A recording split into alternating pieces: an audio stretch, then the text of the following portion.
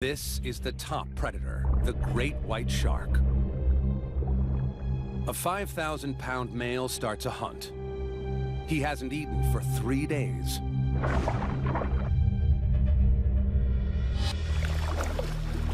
He picks up a scent from 2 miles away. Seals.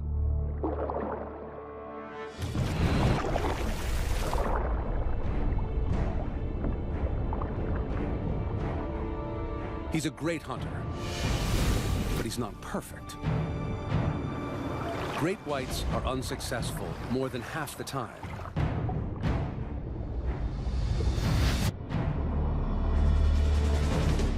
Weather conditions, prey reactions, or just plain luck can tip the odds. But this guy's got some clear advantages. The most significant being lots of prey. Seal Island. It's early winter, right when this 75,000-course buffet must leave the island in search of food.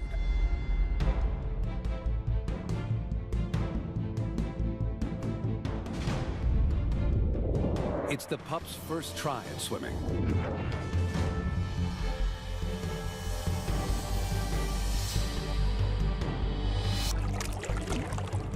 Instinctual grace soon surpasses clumsiness. They're on a mission. To get to their fishing grounds, they must run the gauntlet.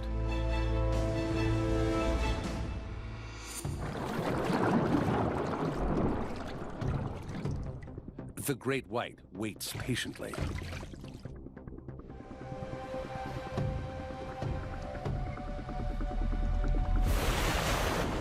The older and wiser seals know what waits for them.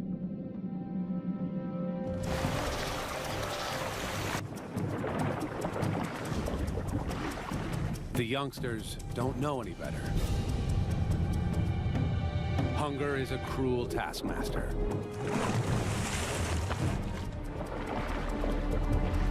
There is safety in numbers. Lagging behind increases the chance of becoming a target. The littlest ones try to keep up.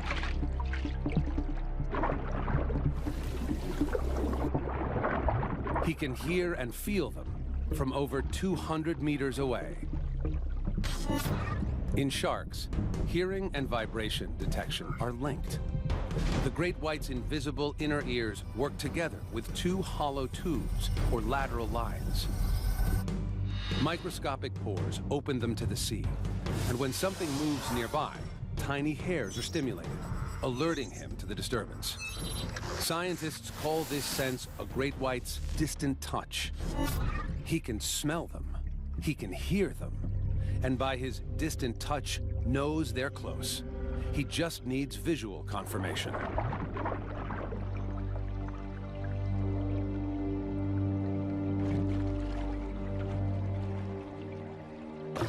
He makes his move, directly below his target.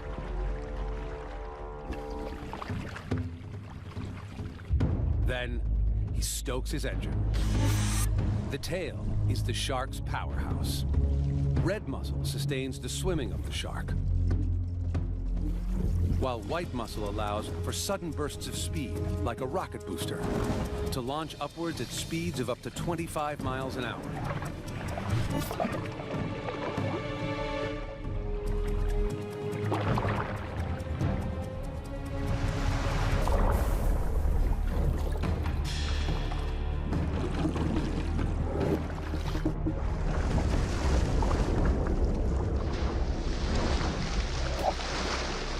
It's a fail.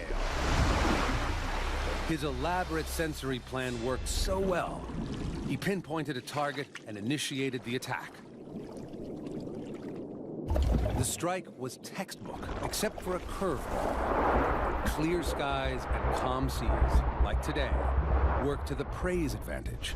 The seal saw him at the last minute. So when the shark made contact, his cover was already blown.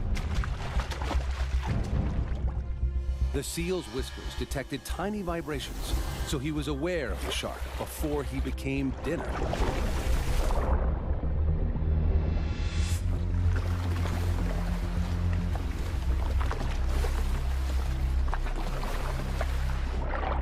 seals are now on high alert. The pups will head home in a few hours. By then, they'll be exhausted and easier targets. He slows his pace to save energy. The hunger pangs don't go away.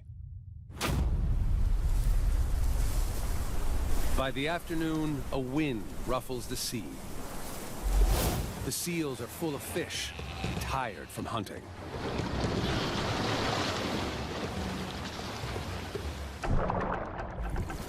It's supper time.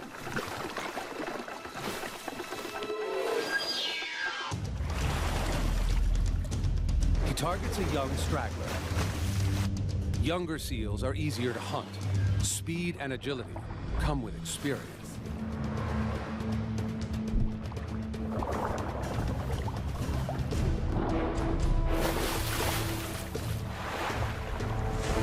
A great white has two major blind spots. Directly in front of the snout and right behind the head. The seal luckily lands in those spots. Agility wins. The seal makes it to the kelp. Double fail. For the shark, it came down to one critical moment. The initial strike didn't bear fruit, and from then on, the odds were in favor of the seal. It became an agile torpedo, using its front flippers to propel itself away from the shark, while steering and changing direction with its back flippers. The great white had already struck out once today, so when he missed the seal on the first strike, he should have just swum away. 2 fails means he's lost out on over 1 million calories. The great white executes the perfect attack. But there's something wrong. It's a decoy seal set by a tourist boat to lure the shark.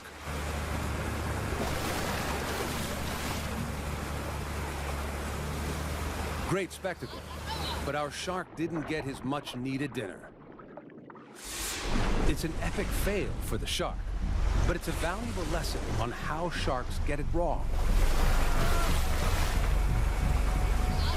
Most of his senses told him the target was real. He could smell seal. He could sense them in the water. His adapted eyeballs tracked the silhouette, and he hit the mark. It looked like a seal, acted like a seal, but it didn't taste like a seal. He was hoping for blubber, but instead, he got rubber. The more he tries, the more likely he is to make a kill, as long as he doesn't burn out. He needs to eat 1 seal pup every 3 days to keep up with the amount of energy he's burning. He needs a belly full of fatty seal, now. Things are looking up. Overcast, choppy seas, and murky water. Perfect.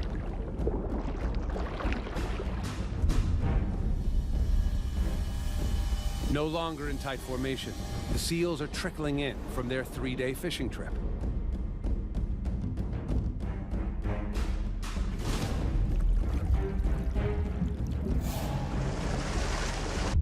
He closes in on another target.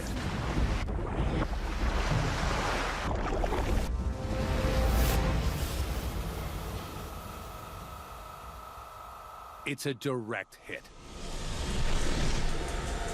Success at last.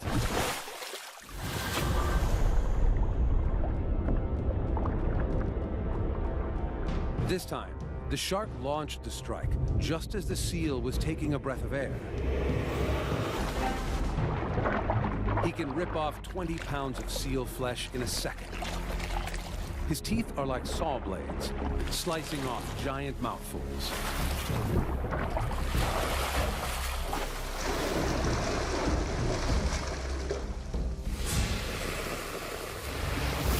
For the great white, All systems must be accurately aligned for the perfect hunt. Every seal he gets fuels his machine. The ones that get away motivate him to try again. If the great white is the killing machine of the sea, this predator is its counterpart in the sky. Gannets are air-to-water missiles, plummeting at 60 miles an hour for their food. Now, they're leaving to track down a fishy feast. 200 miles away, millions of sardines start their annual migration. The sardines form one of many massive clouds of fish called shoals to follow blooms of plankton. It's time to fly or die.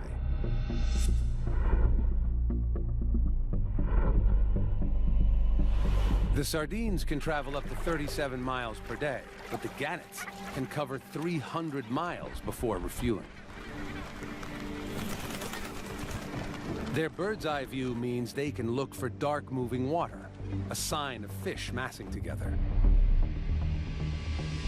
Unlike most birds, their eyes face forward, giving them binocular vision. They see them, or so they think.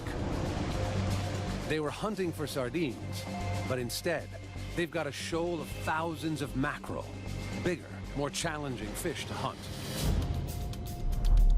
The shoal is at least 30 feet below the surface. The gannets prepare their superpower. They climb to almost 100 feet to maximize momentum and gravity.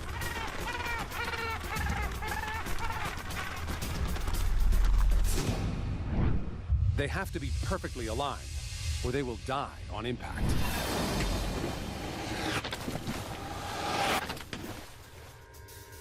Wings tuck, feet stow, then into an arrow shape. Most objects at this speed and from this height would hit the water like it's a brick wall. But the gannets cut right through it. Protective membranes cover the eyes and act as goggles during the dive. The beak is strong and pointed. Their nostrils are internal, preventing any water from entering on impact. The thick skull bone is a crash helmet, and air pockets inside are like airbags, cushioning the blow.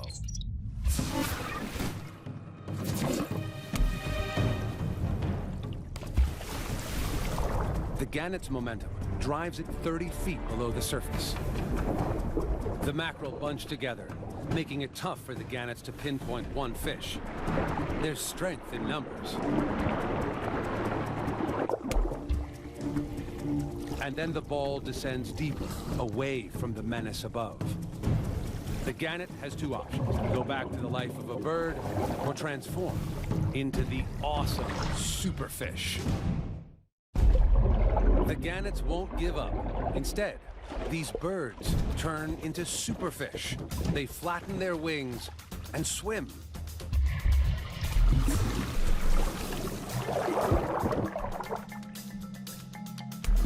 They can reach 60 feet while holding their breath. They close in on the big ball of fish.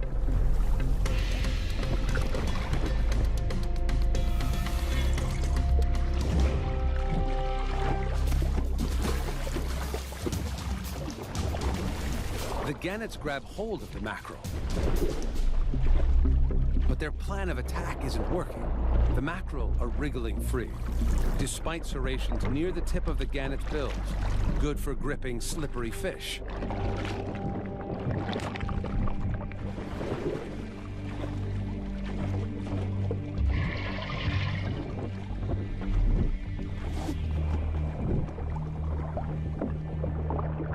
The shoal retreats to 100 feet, deeper than a gannet can dive without running out of air. It's a fail. The high dive was perfectly executed. Within seconds, the fish were under siege.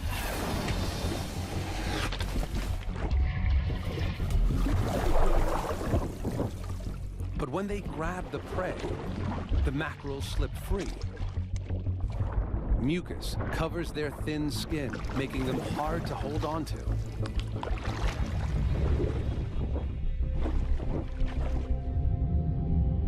The gannets are tired from the lengthy flight, and today the strong swimming mackerel proved too much for them. Then the entire shoal descended beyond gannet depth.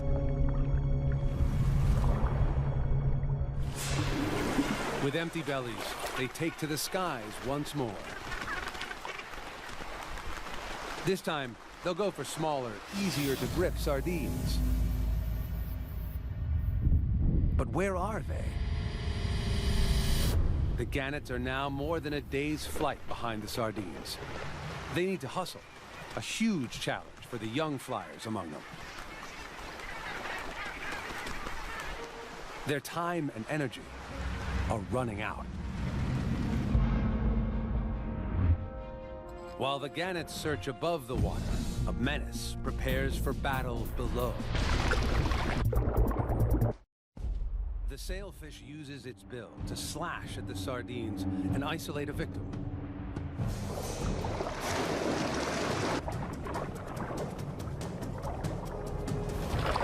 The next sailfish in line takes aim and strikes. It's completely off. When one misses, another is ready to take its place. Another failed. Or is it? Sailfish don't just pick off individuals. They hit multiple sardines over and over again.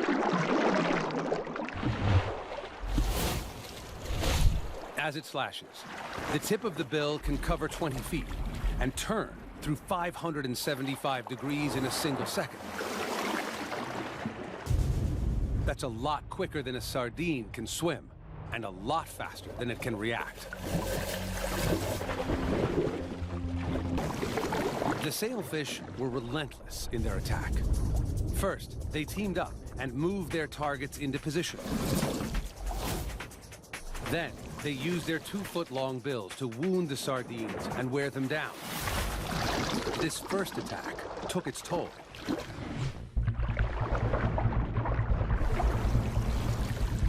Each sardine was roughed up, then gulped down by the sailfish in less than 1/10 of a second.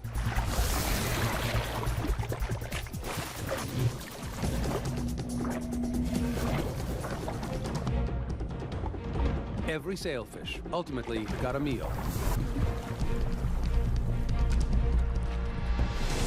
Sailfish are superb killers with specialized strategies, but it's the orca that takes the prize for the craziest hunter in the sea.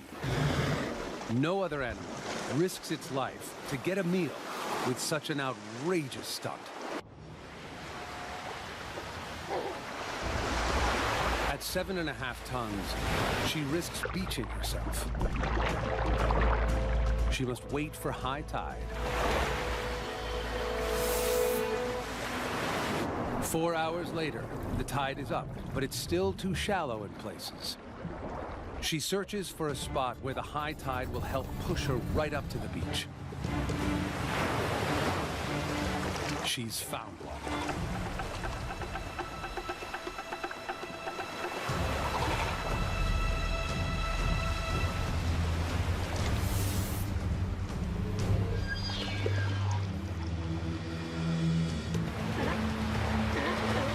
She gears up to perform a super stunt, totally unique to this pod.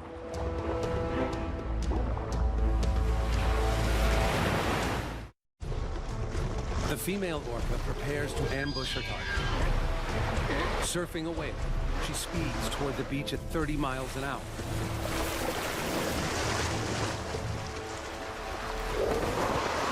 It's a fail. Success is determined by forward planning and critical timing. She didn't get enough speed at launch.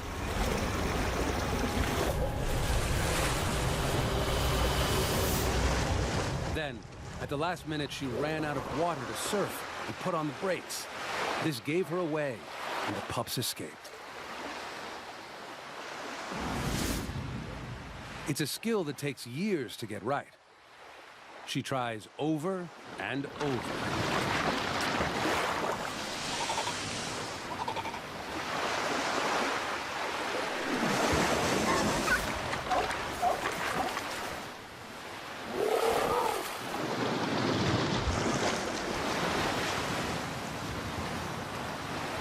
Can this massive 22,000-pound mammal haul its own bulk out of this fix?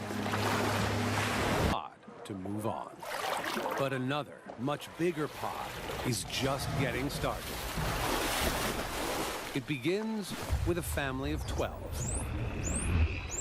They find others with the same goal. The families don't compete, but join forces, form ranks, and are soon a legion of 1,000 strong. A ready to hunt megapod.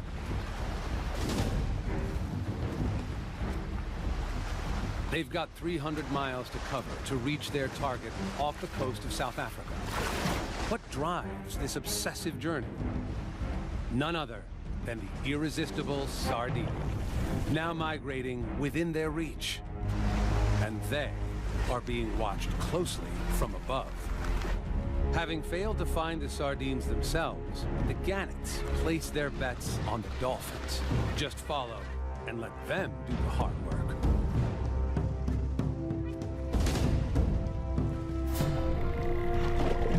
Like their giant dolphin cousins, the orcas, they use their sonar to communicate, navigate, and home in on their prey with deadly accuracy.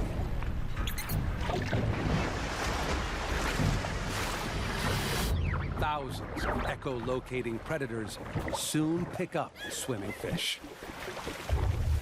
The sardine migration pushes steadily northwards.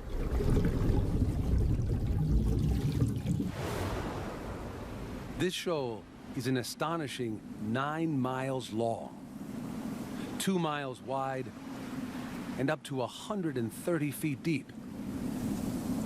In some places, the shoal is so dense and moving so fast that the fish in the middle die from a lack of oxygen.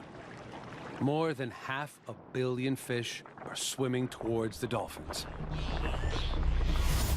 It's impossible for a shoal this big to hide from the megapod's detection system.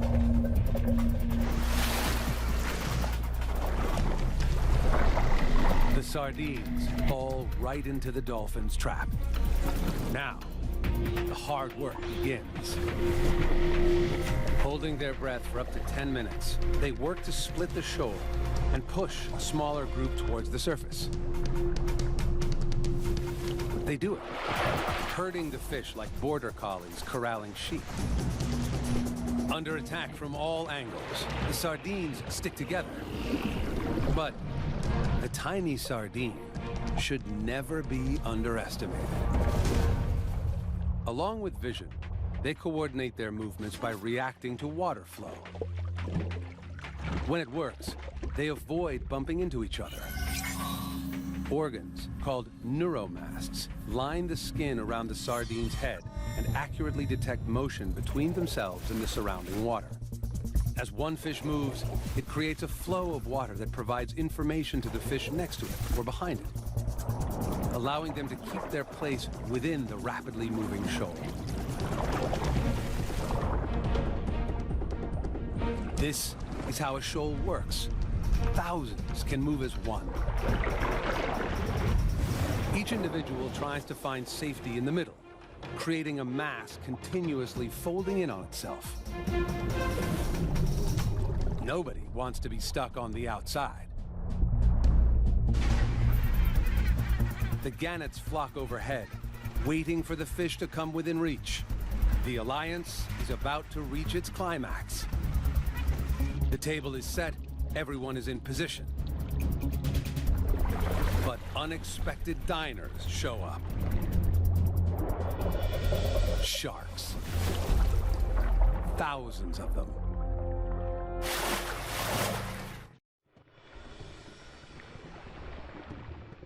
The dolphins and gannets hold back.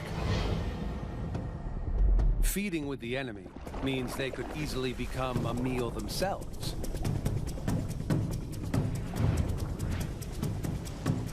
The sharks think they can collect the proceeds from the dolphins' hard work.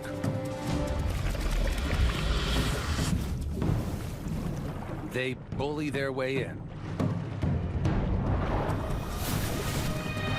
destroying the tidy formations the dolphins have organized. But the sharks can't get a mouthful.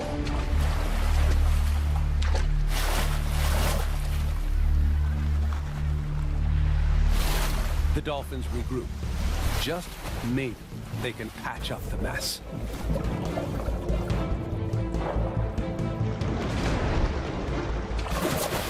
Sharks are worked up, but they're not denying access to the sardines. The dolphins boldly focus on turning this setback into a victory. If they don't, they all go hungry. Dolphin, gannet, even shark. The dolphins are back to herding. The sardines respond as predicted, defensively moving into a tight ball close to the surface.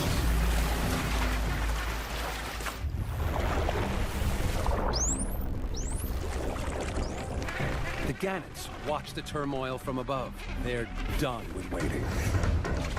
Hunger drives them to take the risk and feed with the sharks.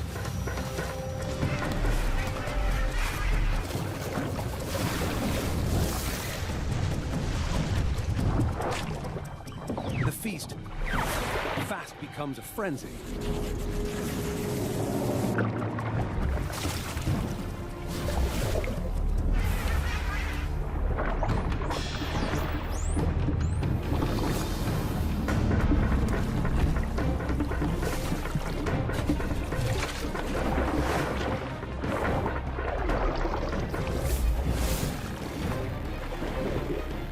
Now it's time for the dolphin's final weapon, a net of bubbles. The bubbles form a barrier that the sardines don't like to cross.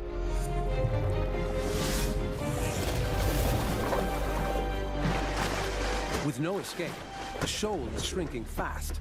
Shark, bird, and dolphin all get a piece of the action, until a newcomer completely changes the game again. It appears out of nowhere like a high-speed train.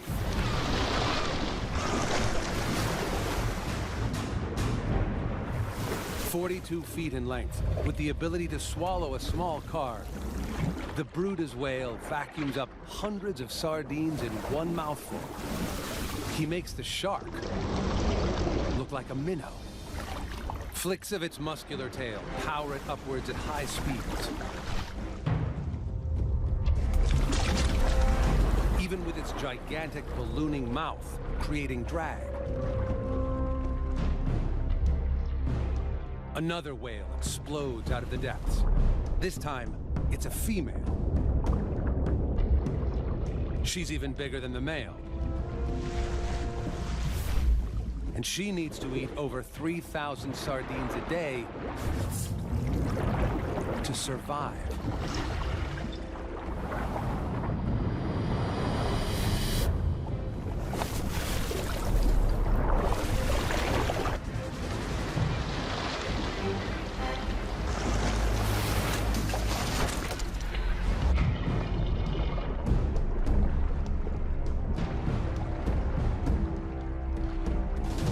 The whales triumphed in what the sharks initially attempted, a latecomer cleanup job. The dolphins scoop up what's left, and there's not much. Only one lucky sardine survives. It sees a gap, hightails it out of there.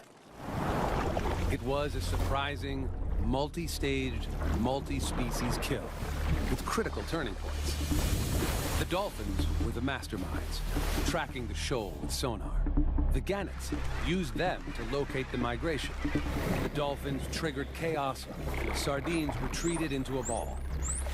The final step was to split the shoal into smaller balls and chase them up to the surface. Then the sharks bulldozed their way in, messing with the dolphins' plan and not helping their own cause. But the dolphins had the courage to regroup and pack the fish together again. As a result, all the predators could gorge themselves until the dark horse showed up. He vacuumed as much as he could before the bigger female took over, and she finished them off before the others could. Still, the super pod of dolphins is well fed. They disband and go their separate ways. The gannets now have enough protein to fly home. The sharks are full.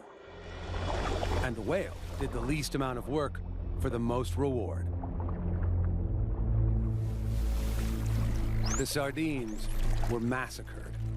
There is safety in numbers.